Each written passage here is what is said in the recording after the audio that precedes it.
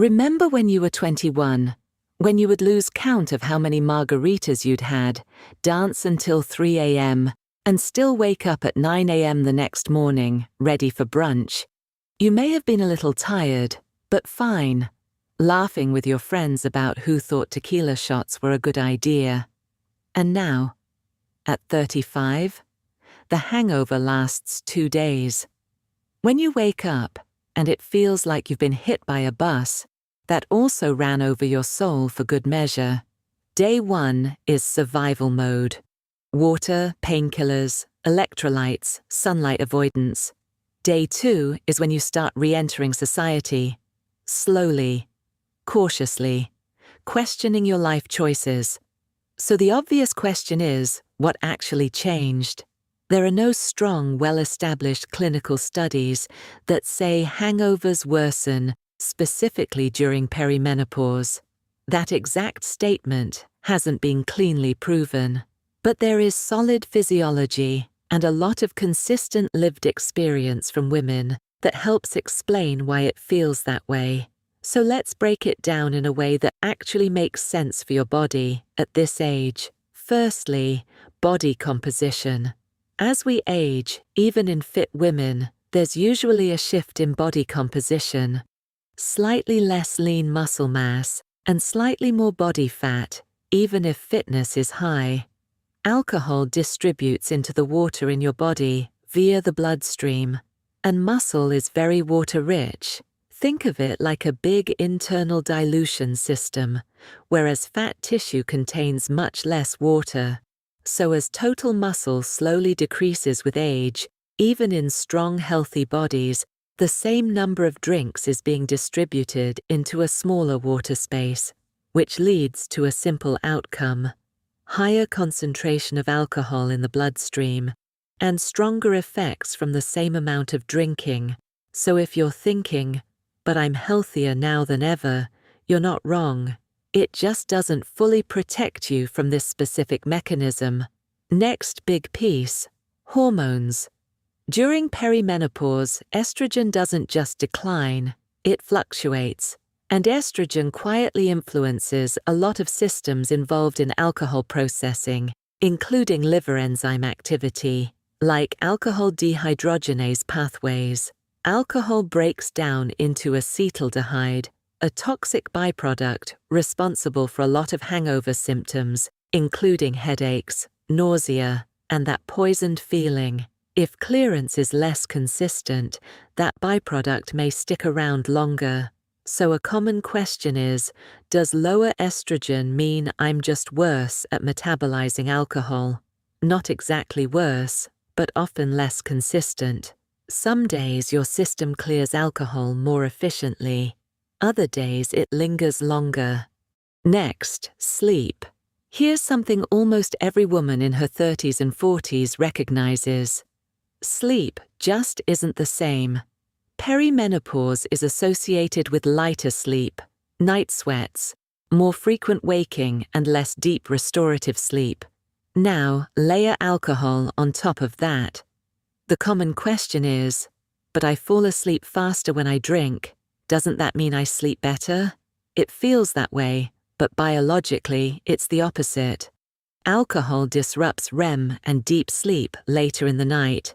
So you may fall asleep quickly, but the second half of the night becomes fragmented and low quality. And here's the key difference with age.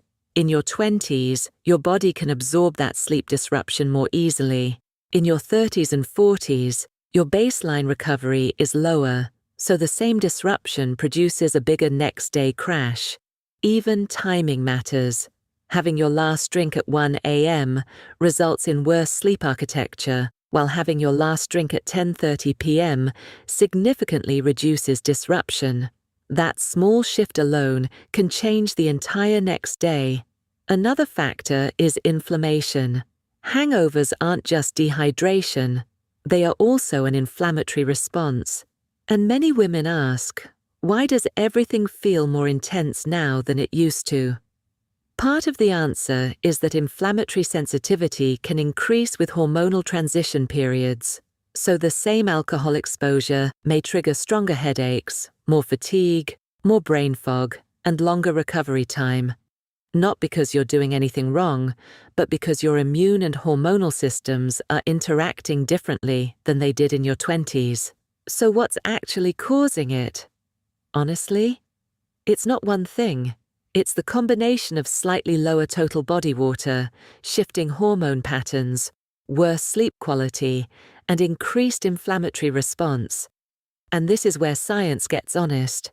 There isn't a single neat explanation yet, but the pattern is consistent enough that it's just a matter of time until the research fully catches up. So what actually helps? Not, never drink again. That's not realistic. Instead, think in systems. Firstly, as boring as this may sound, protect your sleep like it's the main event. Earlier cutoff matters more than people realize. Even 1 to 2 hours earlier can change how much alcohol is still active during sleep. Next, hydration, plus electrolytes. Not just water.